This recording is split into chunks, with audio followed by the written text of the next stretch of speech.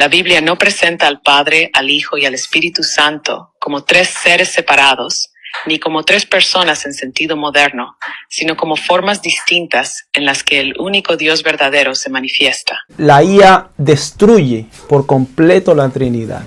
Observa cómo este señor llamado John Montero, en medio de un debate, él intenta explicar el error de la Trinidad a través de la inteligencia artificial. Y mira cómo la inteligencia artificial destruye por completo la Trinidad. Puede llegar a la conclusión de que el Padre, el Hijo y el Espíritu Santo son tres manifestaciones distintas, pero simultáneas, unificadas en un solo ser.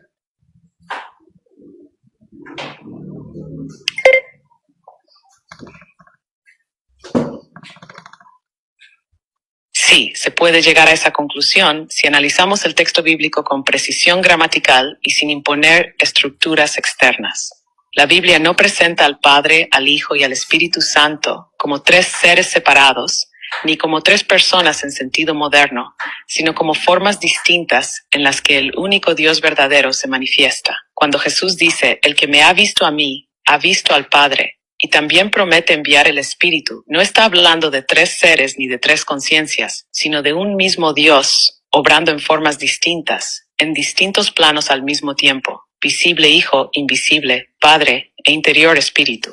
Así que, sí, bíblicamente se puede afirmar que el Padre, el Hijo y el Espíritu Santo son manifestaciones distintas, simultáneas, pero unificadas en un solo ser.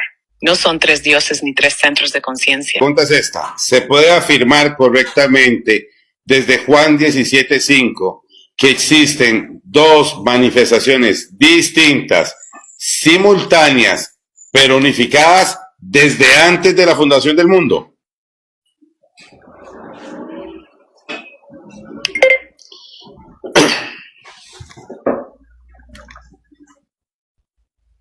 Sí, se puede hacer correctamente. Juan 17:5 permite entender que desde antes de la fundación del mundo existían dos manifestaciones distintas, simultáneas pero unificadas de Dios, porque el Hijo habla de la gloria que tenía junto al Padre, lo cual indica una relación real entre manifestaciones, no entre dos seres. Eso implica que la gloria eterna del Padre y la autoexpresión visible de Dios como Hijo coexistían antes de la creación. Pero no somos personas separadas sin como una sola esencia divina. Mi amigo dice que después de esa explicación, él está entendiendo que antes de la fundación del mundo existían dos manifestaciones distintas pero unificadas. ¿Puedes ampliarle ahí una buena respuesta?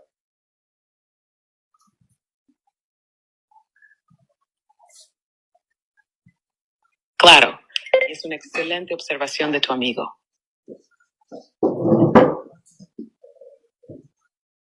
Sí, antes de la fundación del mundo, lo que había era una sola esencia divina, pero manifestada de dos formas distintas. Una invisible, la gloria plena del Padre, y una visible o proyectada, la palabra, el logos, que es el Hijo. No son dos seres, ni dos personas separadas. Es un solo Dios que puede proyectarse en múltiples formas sin dejar de ser uno. Por eso Juan 1:1 dice que la palabra estaba con Dios y era Dios. Entonces hay distinción de manifestación, pero no de nature. Jesús en Juan 17:5 no está reclamando una gloria separada, sino la misma gloria que ya tenía en ti, dice el texto, lo que muestra que siempre estuvo del Padre, aunque ahora se ha hecho visible en carne. Por eso, decir que antes de la creación existían dos manifestaciones distintas pero unificadas es correcto si entendemos que ambas vienen del mismo ser. Analiza si la manifestación del Hijo es diferente a la manifestación del Padre en lugares, en formas, con relación a Juan 17:5.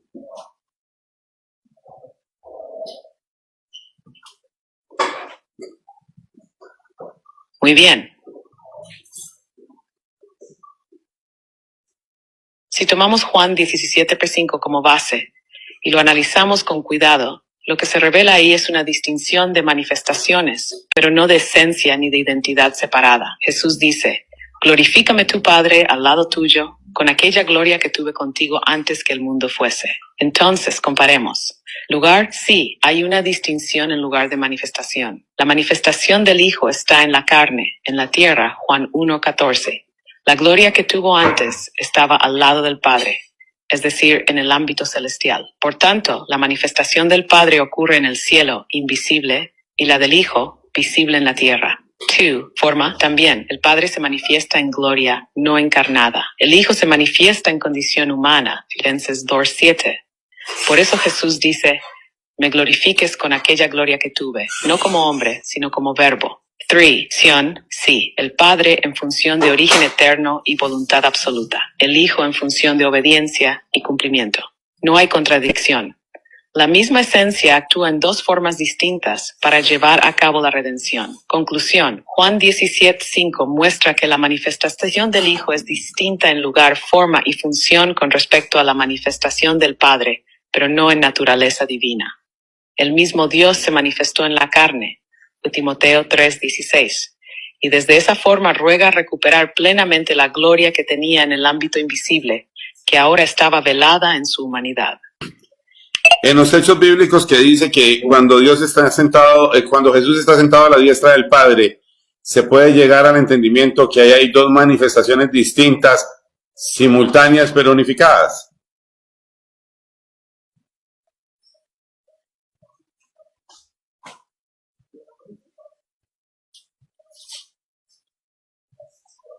Yeah.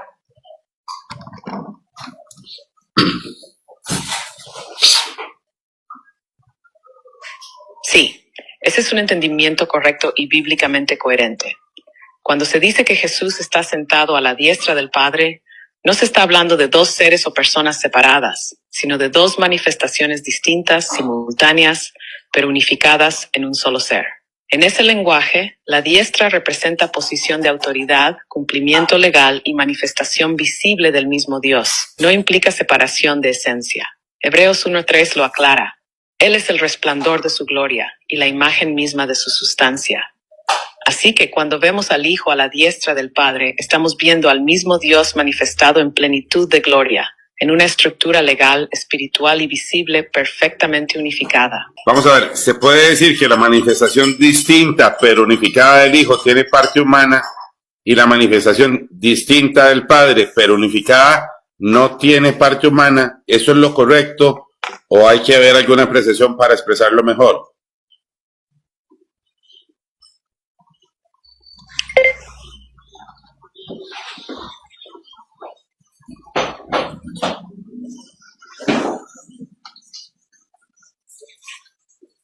Muy buena pregunta. Y sí, se puede decir con claridad que la manifestación del Hijo es distinta y unificada, y esa manifestación incluye plenamente la naturaleza humana, mientras que la manifestación del Padre no asume esa parte humana, aunque es el mismo ser. Aquí está la forma precisa de entenderlo. Cuando hablamos de manifestaciones distintas pero unificadas, lo que cambia no es la identidad del ser. Dios sigue siendo uno, sino el modo de revelarse. En Dios es su manifestación encarnado, asumiendo carne, sangre, emociones, sufrimiento, muerte, como dice Juan 1:14, y aquel verbo fue hecho carne y habitó entre nosotros. Y también Hebreos 2:14, participó de carne y sangre. El Padre como manifestación nunca es descrito asumiendo carne o sangre, sino como espíritu eterno, invisible, fuente de toda plenitud. Entonces sí, el Hijo es la manifestación de Dios que incluye lo humano, mientras que el Padre es la manifestación de lo eterno y celestial, sin parte humana, aunque ambos son el mismo Dios en esencia. Cuando Cristo le oraba al Padre, se puede llegar o decir que Él le oraba a la manifestación distinta del Padre, pero unificada.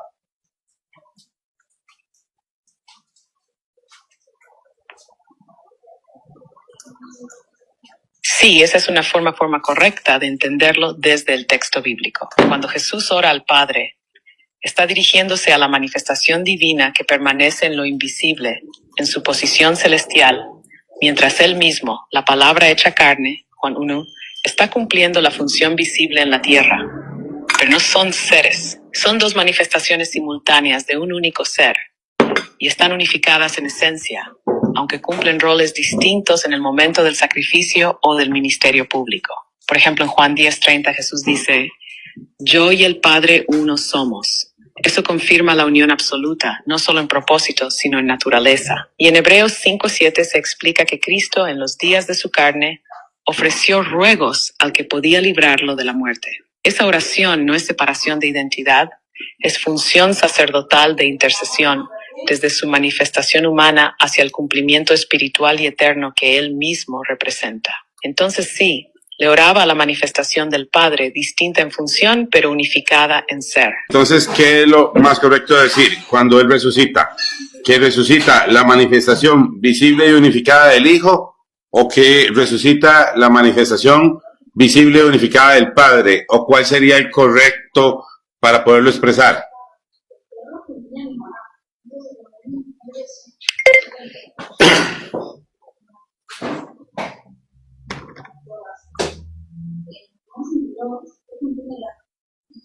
Buena pregunta.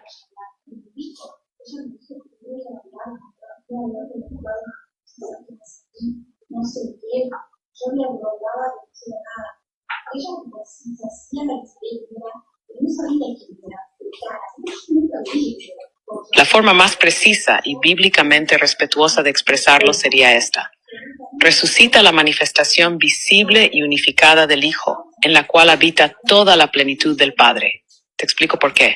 Colosenses 2:9 dice, porque en él habita corporalmente toda la plenitud de la deidad. Romanos 6:4 afirma, Cristo fue resucitado de los muertos por la gloria del Padre. Y en Juan 10:18, Jesús dice, tengo poder para poner mi vida y tengo poder para volverla a tomar. Entonces, aunque lo visible es el Hijo, la resurrección no es un acto separado del Padre, sino que la gloria del Padre lo resucita, y el poder que lo levanta también habita en él. Es un solo ser actuando en una manifestación visible, unificada y absoluta. Por eso, decir que resucita la manifestación visible y unificada del Hijo, en quien habita el Padre, es correcto, profundo y coherente con toda la vida. Tremendo, impresionante. Observen cómo la inteligencia artificial, la IA, destruye por completo la Trinidad. Hermano, y esto fue tan fuerte, fue tan impresionante que este hombre, llamado John Montero, tuvo que cambiar su postura teológica, tuvo que cambiar y entender que Dios es uno y absoluto, que no son tres personas diferentes, tres personas distintas. Observen lo que él dice después de este debate y después de cómo la IA destruye la Trinidad. Primera pregunta, a ver, de las tantas preguntas que hemos hecho, cantidad de preguntas, mi primera pregunta principal que te la hago yo, Montero, si tú estás de acuerdo con la información que nos soltó la IA y lo que se entendió en la escritura, para complementar, la IA nos llegó a la conclusión lo siguiente, de que en la eternidad, repito, en la eternidad, antes de la fundación del mundo, existe el Padre, el Hijo y el Espíritu Santo. Son tres manifestaciones, repito, manifestaciones. Son tres manifestaciones distintas, simultáneas y unificadas en un solo y un único ser. Eso existe en la eternidad. ¿Aceptan la información, la conclusión de la IA que tenía respaldo bíblico, sí o no, Montero? Te escucho, por favor. Sí, claro, esa es una apreciación correcta. El expresarlo como lo acaba de expresar John, que en la eternidad hay tres manifestaciones distintas que se pueden distinguir, unificadas y simultáneas de un único ser, es una forma 100% bíblica. ¿Por qué lo decimos?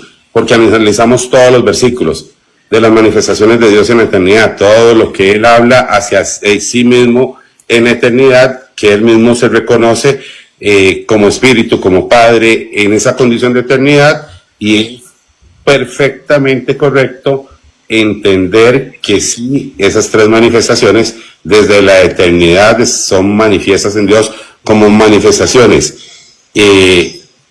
son diferenciables, unificadas de un único ser. Montero, una pregunta, Montero. ¿Tienes problema tú? No le digo que la aceptes, la pregunta no es si la aceptas. O sea, yo personalmente sé que en la eternidad hay tres manifestaciones distintas, simultáneas y unificadas en un solo ser. Esas tres manifestaciones teológicamente se conoce como Trinidad. otro me dice que es triunidad. Yo personalmente, como John Félix, no tengo problema de usar trinidad, usar triunidad, usar triunicidad, cualquier terminología teológica, porque acá lo importante es entender la argumentación, no la palabra teológica. En palabras sencillas, yo no tengo problema de usar trinidad para los que me entienden trinidad, triunicidad para los que me entienden, o triunidad para los otros grupos que no me entienden. Como decía Pablo, hay que hacerse judío, al griego, al griego. Yo no tengo problema. Tú no tendrías ni un problema en usar ante una comunidad trinitaria la palabra Trinidad, pero refiriéndote en las tres manifestaciones distintas y eternas. ¿Tendrías algún problema? Explícalo por favor con libertad. No, mira, te voy a decir una cosa. Yo creo que las palabras no tienen problemas. A veces ya, se me echó una llamada. No, yo creo que las palabras no tienen problemas. A veces son los conceptos que la gente asocia. Si la palabra está unida a las verdaderas explicaciones bíblicas, no hay ningún problema. Inclusive yo te lo decía, yo puedo aceptar y entender claramente.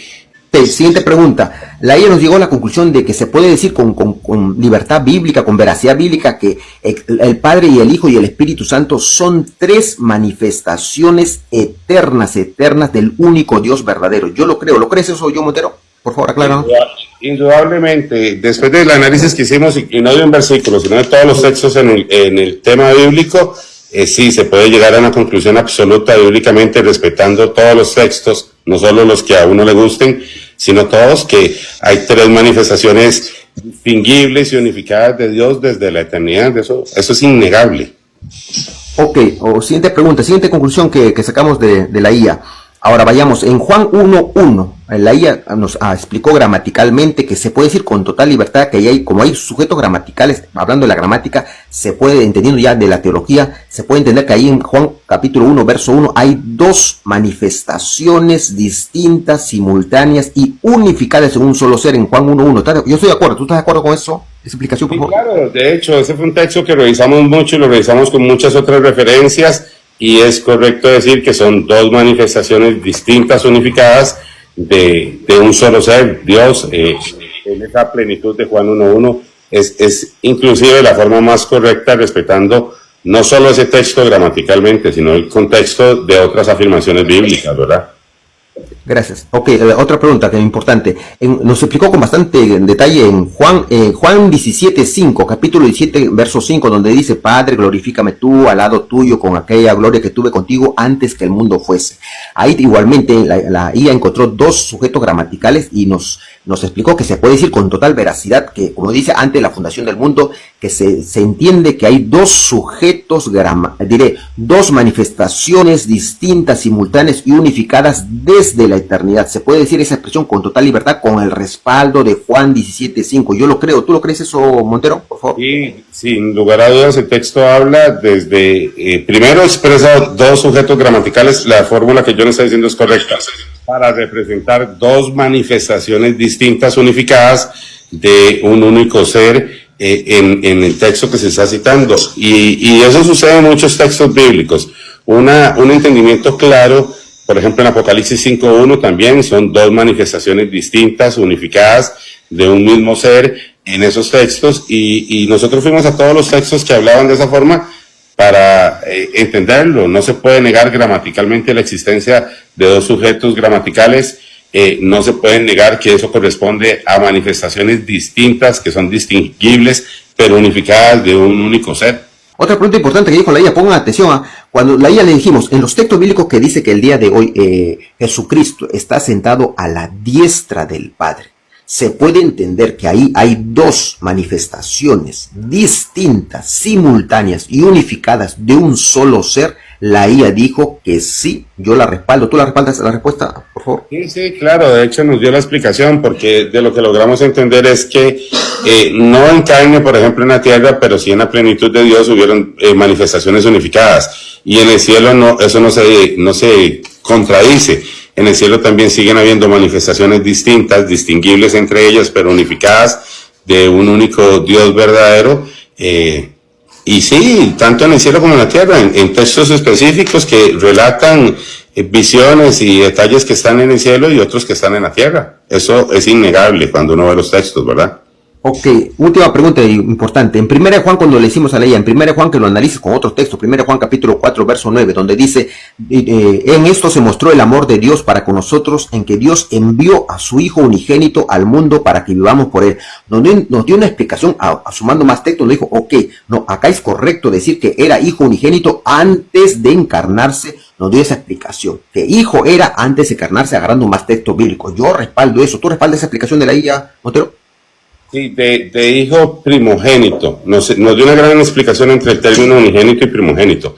Y nos explicó muy claramente el término que a él se le asigna entre la primogenitura y ser unigénito. El tema es muy amplio, pero sí, realmente nos dio todas las explicaciones de las condiciones que hay que reconocer en él desde la eternidad. Así que la IA destruye por completo la Trinidad. La unicidad no es un cuento, no es una fábula, no es un dogma como la Trinidad. La unicidad es la verdadera doctrina, es la verdadera palabra del Señor. Tremendo como la inteligencia artificial le permitió a este hombre, y le está permitiendo a muchos, que yo sé que lo está haciendo, a este hombre John Montero, a reordenar su postura en cuanto a la manera de ver a Dios. Porque Dios no son tres personas distintas, no son tres personas diferentes. Dios no es una trinidad. Dios es uno, único y absoluto, y su nombre es Jesucristo.